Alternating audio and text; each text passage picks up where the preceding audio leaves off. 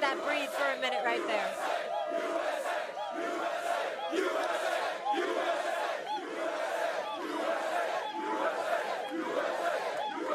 Thank you all.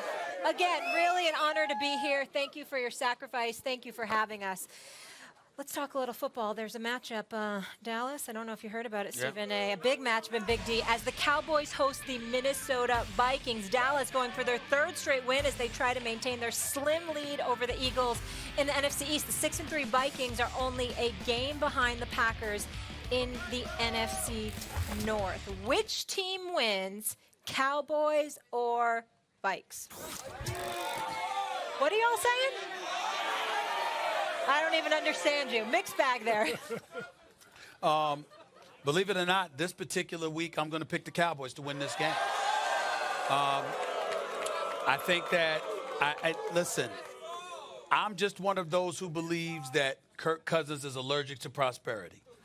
I think that going into Dallas, nationally televised Sunday night against that defense, particularly with the questionable, if not outright, omission of Thielen, who may not play in Sunday's game, I think that puts them at a disadvantage. Now, Dalvin Cook is something special.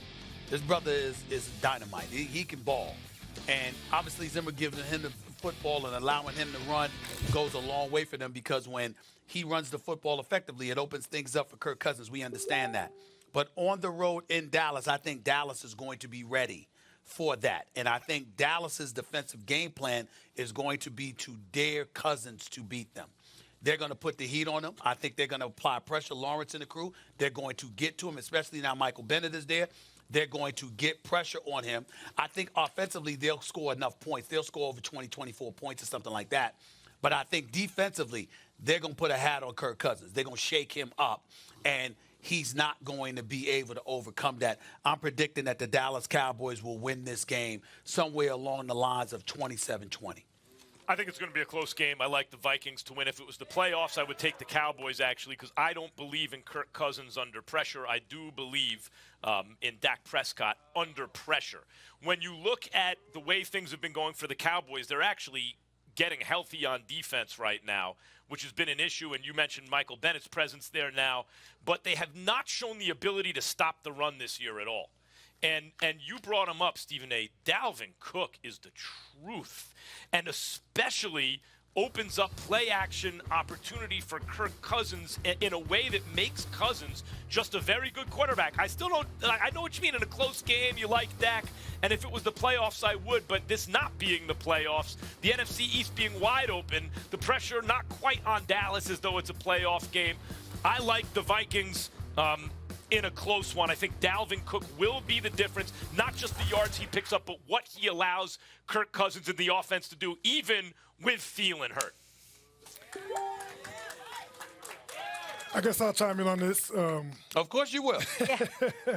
I really do think Michael Bennett made a big difference for that defense. And with his ability to just put constant pressure on quarterbacks, but also his leadership to make sure the other guys, who they have some very talented guys, are going to be on point and having pass rush plans and really bottle up Kirk Cousins. And when Kirk Cousins is under pressure, I think that he's been playing really well football right now. But I think that when it comes down to it this week, if they can put pressure on Kirk Cousins and bottle up that run, because Dalvin Cook is a rock star, but if you get an early lead and you take the running game away, make them one-dimensional, I see the Cowboys winning this game. There's nothing that tells us the Dallas Cowboys can't put pressure on Kirk Cousins. That's my point. It's not a question of if the Cowboys are going to apply pressure. They're going to apply pressure. I don't give a damn if it's with their front four. They're going to blitz them all day. They are going to make sure that they challenge Kirk Cousins and they challenge his mettle. You see what I'm saying? We're going to get to you. We're going to put a hat on you. Even when we don't sack you, we're going to make sure we hit you. Okay? Let's see how you know that. That's what you do. That's what you do all the time. So it's real. And tell me this, and tell our audience this. It's the truth, isn't it? Y'all look at certain quarterbacks and y'all go like this. This fresh meat. We're going to put a hat on him all day long. Oh, yeah. This brother's going to fold. Now, there's some guys you can hit all day, and they love it because they're football players and they can take it. And then there are other guys, it's like, we going to get him. I mean, even if he hears footsteps, he's going to quiver. It's the truth, isn't it? There's definitely quarterbacks out there that, like, if you put pressure on them, they're going to fold. It's just the way it is. I mean, I feel like every quarterback you put pressure on them, they change a little bit. But there are a couple guys who really rise to the occasion and kind of get hit and smile. Right. Very few of those, though. The Tom Brady's that sometimes you hit him and he has a look in his eyes. It's like, oh. Okay. I think the game is going to be close. I think that depending on how things unfold, like the timing of it may make the difference. I brought up a lot on this show. Lamar Jackson needs to pass on early downs in order to open things up, right? I think in this game what you're looking for early is, can Dalvin Cook get cooking? If he can, Kirk Cousins will have a good game, especially as the game progresses, and you got to do something about Dalvin Cook. That opens stuff up. But if Dalvin Cook doesn't get cooking early, then I like the Cowboys. My prediction is you can't really stop this guy right now. Let me ask you a question while I got you sitting next to me. All right. Let's talk. Calais Campbell. When you say there's certain quarterbacks, that give you that look. And it's like, hey, all right, and they could take it. Was Kirk Cousins one of those quarterbacks? I only played Kirk a couple times. I haven't played him a bunch. So and he's happy about that. I really can't. I don't remember what exactly he does. But I know the guy we just played last week, Deshaun Watson, is one of those guys, man. I don't like trying to hype up too many people, but that guy is worthy of all the praise he's been getting. He's a special talent. What about it jumped out at you when you played him?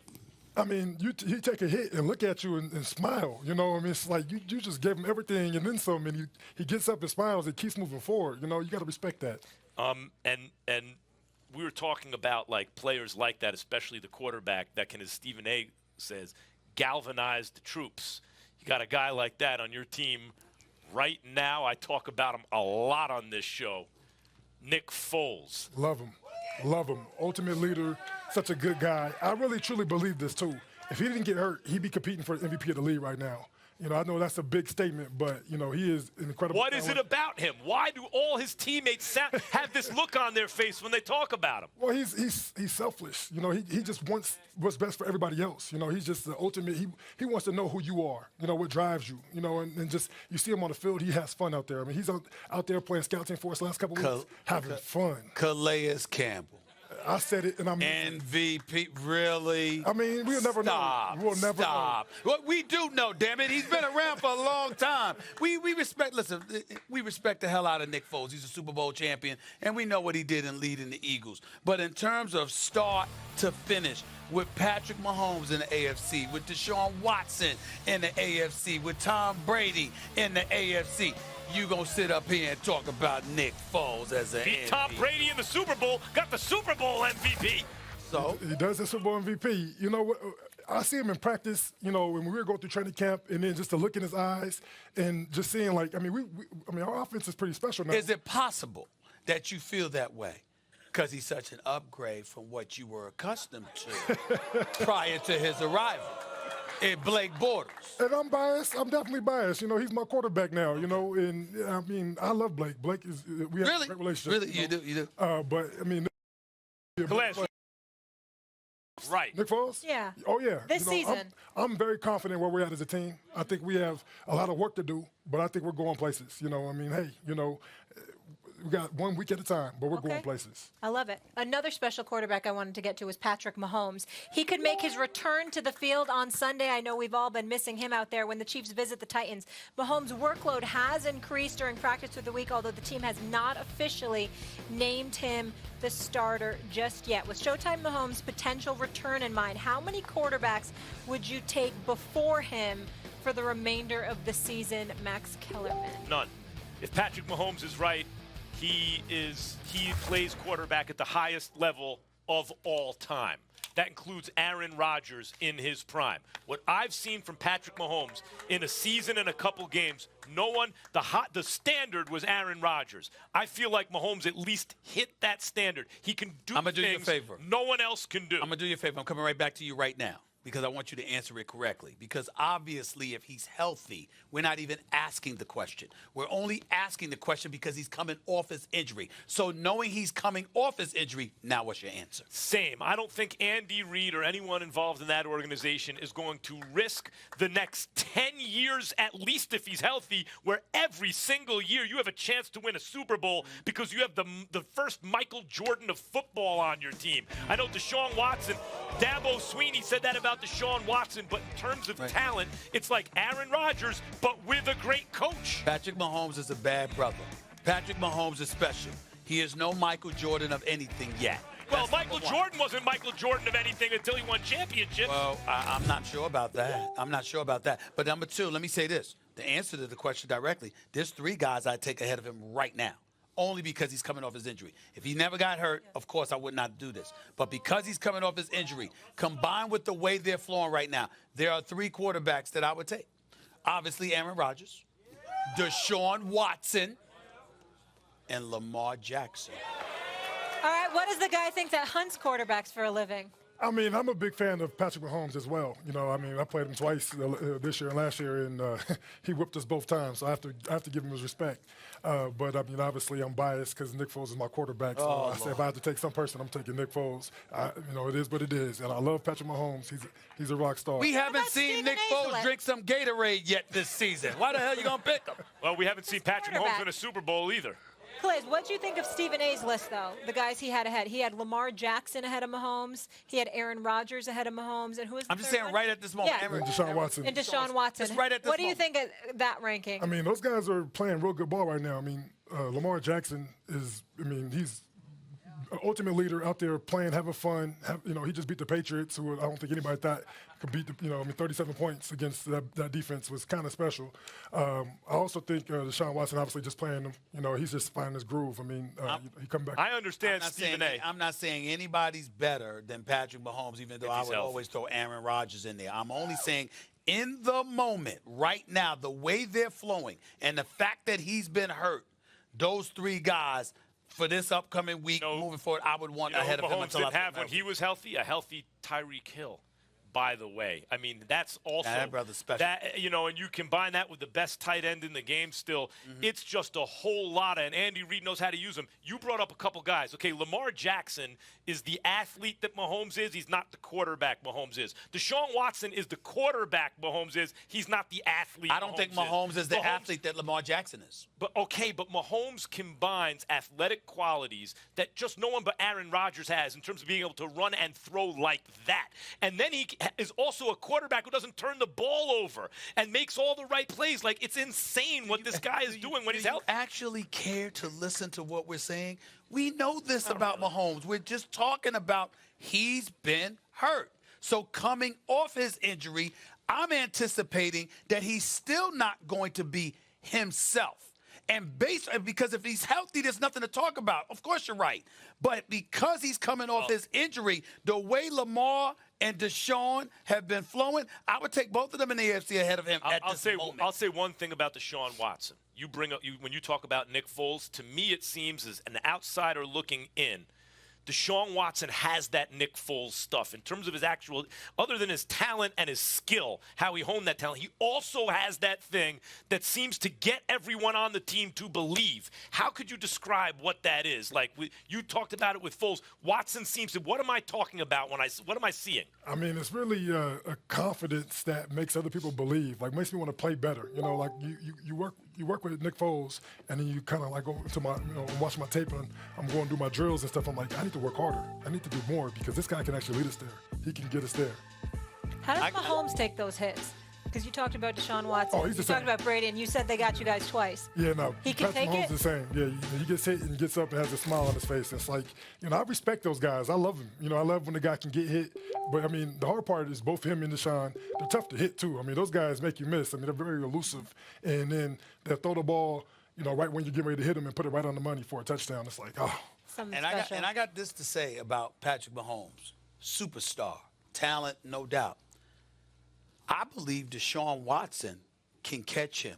I believe Deshaun Watson can be just as good, if not better, than Patrick Mahomes. He's not there yet, but I believe he can. He's got that kind of talent, that kind of skills. Deshaun Watson, as I said weeks ago, is something special.